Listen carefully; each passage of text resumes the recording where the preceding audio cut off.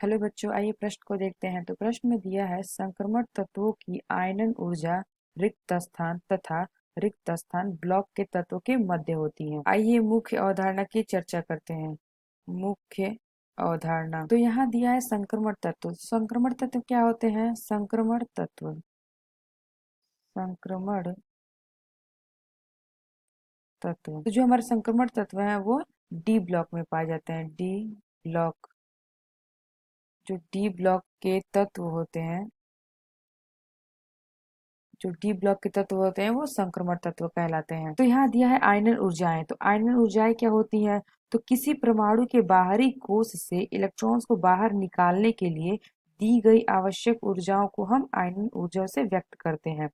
तो हम जानते हैं कि जो हमारा आवर्त सारणी है उसमें 4 ब्लॉक होते हैं। तो जो हमारा आवर्त सारणी है उसमें ब्लॉक 4 ब्लॉक में उसे बांटा गया है। तो ये हो जाएगा हमारा एस ब्लॉक के तत्व क्या होते हैं? एस ब्लॉक के तत्व होते हैं वर्ग, एक तथा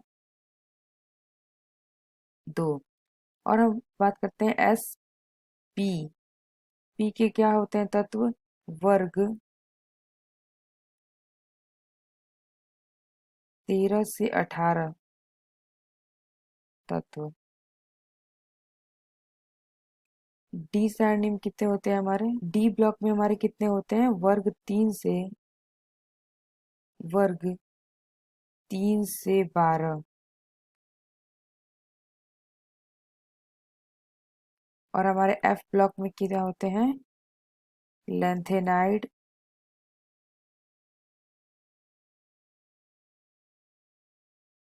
लेंथेनाइड तथा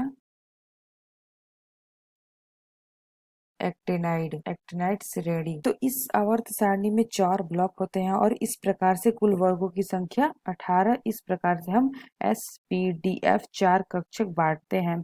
तो यहाँ कक्षक कैसे बांटते हैं? तो जब हम तत्व का इलेक्ट्रॉनिक विन्यास करते हैं तो इसमें अंतिम इलेक्ट्रॉन जो होते हैं जिस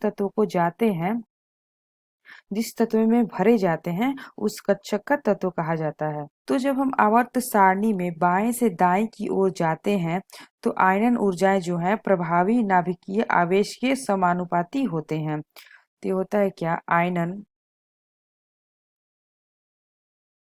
आयनन ऊर्जा आयनन ऊर्जा समानुपाती होता है प्रभावी नाभिकीय आवेश। जो हमारी आयनन ऊर्जाएं हैं वह बढ़ता है। तो जो हमारे 4 ब्लॉक होते हैं उसको इस वर्ग के हिसाब से देखते हैं तो आवर्त सारणी में कुछ इस हिसाब से बांटा जाता है। तो ये हो गया हमारा ब्लॉक,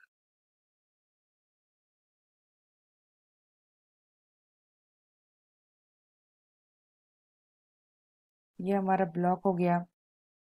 तो यहाँ पे होता है हमारा एस, यहाँ डी, और यहाँ पी, और यहाँ होता है एफ। जो हमारा लेंथेनाइड है और एक्टेनाइड है वो इसमें पाए जाते हैं। और जो हमारे वर्ग 3 से 12 है वो डी में पाए जाते हैं। और वर्ग 13 से 18 जो है वो पी ब्लॉक में पाए जाते हैं। और वन और तथा ए दो, 1 तथा 2 ये एस ब्लॉक में पाए जाते हैं। तो आवर्त सारणी में परमाणु क्रमांक के बढ़ते क्रम में रखा जाए तो ब्लॉक को देख रहे हैं ये एस डी पी और एफ।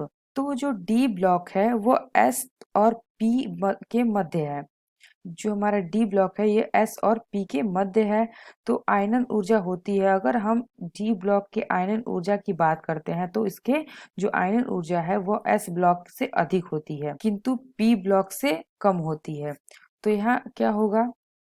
तो यहाँ पे क्या होगा? संक्रमण तत्वों की आयनन ऊर्जाएं जो हैं वो एस तथा पी ब्लॉक तत्व के मध्य होती हैं। तो आशा करते हैं आपको समझ में आया होगा। धन्यवाद।